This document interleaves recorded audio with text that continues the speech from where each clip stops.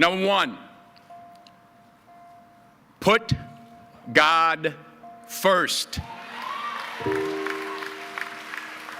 Put God first in everything you do.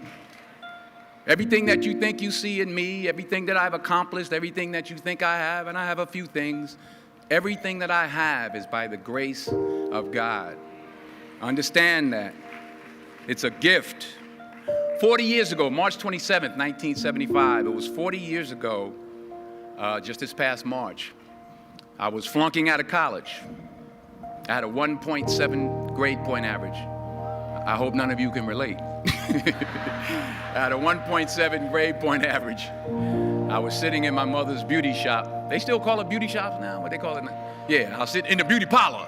I was sitting in my mother's beauty parlor, and I'm looking in the mirror, and I see behind me this woman under the dryer. And every time she looked up, every time I looked up, she was looking at me, just looking me in the eye. And I didn't know who she was, and I said, she said, somebody give me a pen, give me a pencil, I have a prophecy.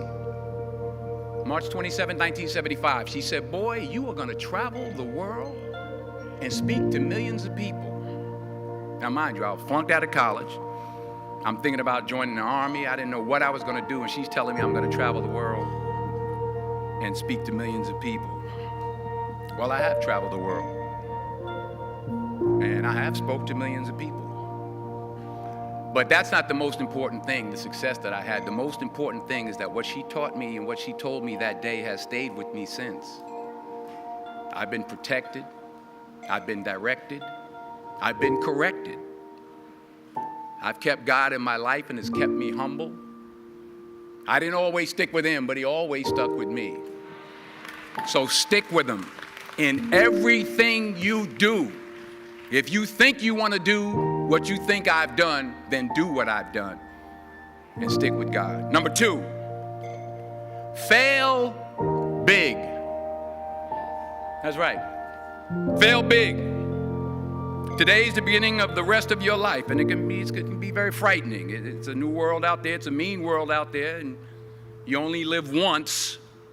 So do what you feel passionate about. I am particularly proud and happy about the young filmmakers, actors, singers, writers, producers that are coming up behind my generation. In particular, Barry Jenkins. Young people understand this young man made 10, 15, 20 short films before he got the opportunity to make Moonlight. So never give up. Without commitment, you'll never start. But more importantly, without consistency, you'll never finish. It's not easy.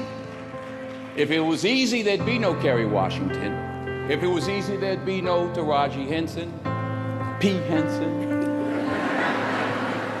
If it were easy, there'd be no Octavia Spencer. But not only that, if it were easy, there'd be no Viola Davis. If it were easy, there'd be no Michael T. Williamson, no Stephen McKinley Henderson, no Russell Hornsby. If it were easy, there'd be no Denzel Washington. So, keep working, keep striving, never give up, fall down 7 times, get up 8. Ease is a greater threat to progress than hardship. Ease is a greater threat to progress than hardship. So, keep moving, keep growing, keep learning. See you at work.